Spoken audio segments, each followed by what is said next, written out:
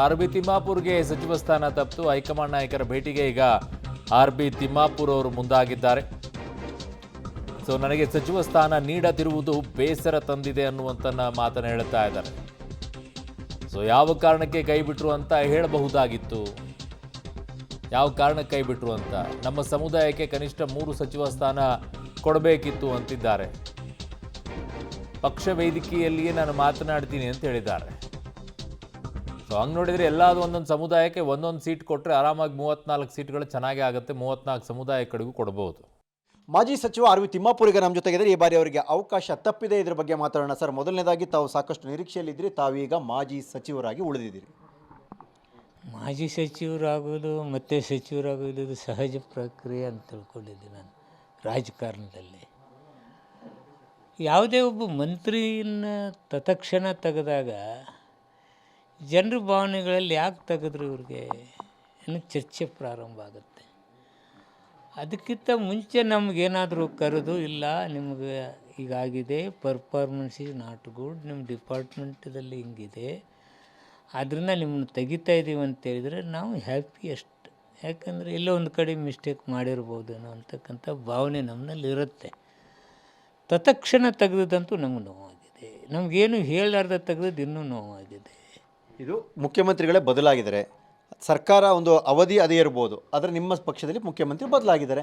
ಬದಲಾದಾಗ ಸಹಜ. ಆದರೆ ನಿಮ್ಗೆ ಈಗ ಹೇಳಿದರೆ ನೀವು ಒಪ್ಕೋತಿದ್ರೆ, ಹೌದಪ್ಪ ನನಗೆ ಯಾಕೋ ಬೇಡ ಅಂತ ಹೇಳ್ತಿದ್ದಾರೆ ಅಂತ ನೀವು ಅಕ್ಸೆಪ್ಟ್ ಮಾಡ್ತಿದ್ದೀರಾ? ಒಪ್ಪಬೇಕಲ್ಲ, ಪಕ್ಷ ಶಿಸ್ತಿದೆ. ಇದರಲ್ಲಿ ಪಕ್ಷದಲ್ಲಿ ಇದ್ದೀವಿ, ಪಕ್ಷ ಸಿದ್ಧಾಂತಗಳಲ್ಲಿ ಕೆಲವು ವಿಚಾರಗಳಲ್ಲಿ ನಾವು ಒಪ್ಪದೇ ಇದ್ದರೆ ತಪ್ಪಾಗುತ್ತೆ. ಯಾಕೆ ಒಪ್ಪಬಾರ್ದು?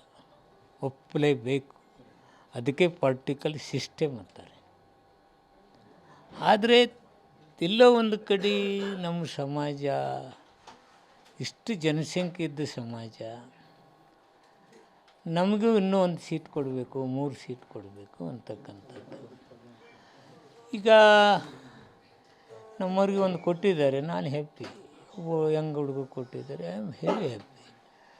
ಅದೇ ತೆಗೆದದ್ದು ಯಾಕೆ ಅನ್ನೋದು ಗೊತ್ತಾಗಿತ್ತಂದರೆ ನಾನು ಖುಷಿಯಿಂದ ಹೇಳ್ತಿದ್ದೆ, ಎಸ್, ಪಕ್ಷದ ಸಿದ್ಧಾಂತದ ಪ್ರಕಾರ ನಾನು ಒಪ್ಪನೆ ತೆಗೆದಿದ್ದಾರೆ ಅಂತ ಹೇಳ್ತಿದ್ದೆ. ನಮ್ಮ ಜನಸಂಖ್ಯೆಗೆ ಅನುಗುಣವಾಗಿ ಇನ್ನೂ ಹೆಚ್ಚಿಗೆ ಕೊಡಬೇಕು.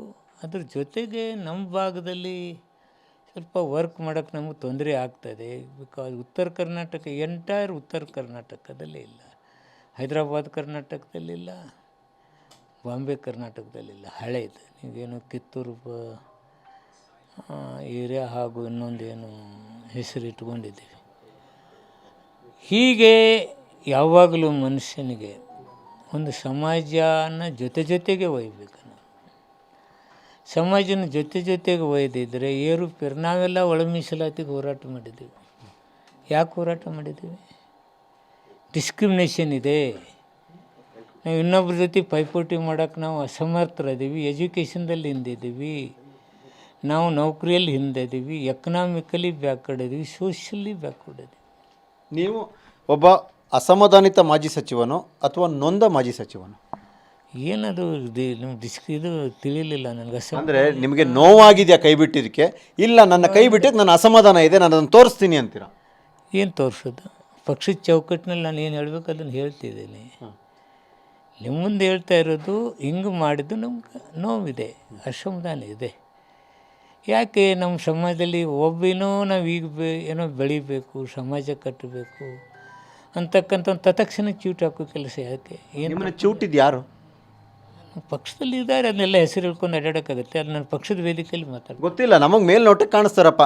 ಅಂದ್ರೆ ಲೀಡರ್ಶಿಪ್ ನೋಡಿದ್ರೆ AICC ಕರ್ನಾಟಕದವರು, PCC ಇದ್ದಾರೆ, ಮಾಜಿ ಇದ್ದಾರೆ, ಹಾಲಿ ಇದ್ದಾರೆ, CM. ನನಗೆ ಖರ್ಗೆ ಸಾಹೇಬ್ ಭಾಳ ಸಪೋರ್ಟ್ ಮಾಡಿ ಬೆಳೆಸಿದ್ದಾರೆ. ನನಗೆ ಎತ್ತರ ಸ್ಥಾನ ಬರಬೇಕಾದ್ರೆ ಅವ್ರದ್ದು ಒಂದು ಕೊಡುಗೆ ಇದೆ. ನಾನು ಅವರು ಇವ್ರದ್ದು ಹೇಳೋಕ್ಕಾಗಲ್ಲ. ಎಲ್ಲೋ ಒಂದು ಕಡೆ ಒಂದು ಸ್ಮಾಲ್ ಮಿಸ್ಗೈಡೆಡ್ ಹೈಕಮಾಂಡ್ ಮತ್ತೊಂದು ನಡೀತಾ ಇರುತ್ತೆ. ಇದು ಪಕ್ಷದಲ್ಲಿ ಎಲ್ಲರಿಗೂ ನಡೀತಿರ್ತೈತಿ, ನನಗೂ ಆಗಿದೆ. ಅದನ್ನು ನಾನು ಕೇಳ್ತಿದ್ದೇನೆ ಹೈಕಮಾಂಡ್ಗೆ, ಅವ್ರ ಹತ್ರ ಹೋಗಿ ಮಾತಾಡ್ತೀನಿ. ಏನು ತಪ್ಪು ಮಾಡಿದ್ದೀವಿ? ನಮ್ಮ ಸಮಾಜಕ್ಕೆ ಈ ರೀತಿ ನಾವು ಹೆಚ್ಚಿನ ಜನಸಂಖ್ಯೆ ಇದ್ದೀವಿ. MLA ಟಿಕೆಟ್ ಕೊಡೋದ್ರಲ್ಲಿ ನೀವು ಪ್ರಾಪರಾಗಿ ಕೊಡಲಿಲ್ಲ ಅಂದರೆ ನಮ್ಗೆ ಕಷ್ಟ ಆಗುತ್ತೆ. ನಾವು ಒಳ ಮೀಸಲಾತಿ ಹೋರಾಟ ಮಾಡಿದವ್ರು ನಾವು. ಅದಕ್ಕಾಗಿ ನೀವು ಮತ್ತೆ ನಮ್ಮನ್ನ ಯಾಕೆ ತಳ್ಳುವಂಥ ಕೆಲಸ ಮಾಡ್ತೀರ ಅಂತ ನಾವು ಕೇಳ್ತಿದ್ದೀವಿ. ಯಾರು ನಿಮ್ಮನ್ನ ಸರ್ ಅಡ್ಡಗಾಲು ಹಾಕಿದವ್ರು ಯಾರು, ನಿಮ್ಮ ಚಿವುಟದವ್ರು ಯಾರು ಹೇಳಬೇಕಲ್ಲ? ಯಾವುದು ಹೇಳಕ್ಕೆ ನೀವೆಲ್ಲ ಮೀಡಿಯಾ ಕೇಳೋಕ್ಕಾಗತ್ತಿಲ್ಲ ರೀ. ಹೇಳಂಗಿಲ್ಲ, ನೋವು ಹಂಗೆ ನುಂಗ್ಕೊಂಡಿದ್ದು ಬಿಡ್ತೀರಾ? ನಾ ಹೇಳುವಲ್ಲಿ ಹೇಳ್ಬೇಕಲ್ಲ, ಹೇಳ್ತೀವಿ. ಆದ್ರೆ ನೋವು ಬೇಸರ ಎರಡೂ ಇದೆ. ಯಾರಿಗಿರಲ್ಲ ರೀ, ಸುಖ ಸುಮ್ಮನೆ ತೆಗೆದ್ರೆ ಯಾರಿಗಿರಲ್ಲ. ತಪ್ಪು ಮಾಡಿದರೆ ಆಯ್ತಪ್ಪ ಹೋಗಲ್ಲ, ವಿದೌಟ್ ಏನು ತಪ್ಪಿರಲಾರ್ದೆ ತೆಗೆದಾಗ ಯಾರಿಗೂ ನೋವಿರೋದಿಲ್ಲ, ಆ ಸಮಾಜಕ್ಕೆ ನೋವಿರೋದಿಲ್ಲ. ಇಷ್ಟು ಹಿರಿಯರಿದ್ದೀರಿ, ಅಷ್ಟು ನೋವು ಇದೆ ನಿಮ್ಮ ಹತ್ರ ಇವತ್ತು. ಯಾರಿಗೆ ಇರೋದಿಲ್ಲ ಹೇಳಿ? ನೀನು ಮಂತ್ರಿನ ತೆಗೆದ್ರೆ ನೀನು ನೋವಿರಲ್ಲ, ನೀನು ಆಗಿದ್ದೆಪ್ಪ ನೀನು ತೆಗೆದ್ರೆ ನೋವಿರೋದಿಲ್ಲ. ಕಾರಣ ಇರಬೇಕು. ಕಾರಣವಿಲ್ಲದೆ ಸಚಿವ ಸ್ಥಾನ ಕಳೆದುಕೊಂಡ ಮಾಜಿ ಸಚಿವ ತಾವು.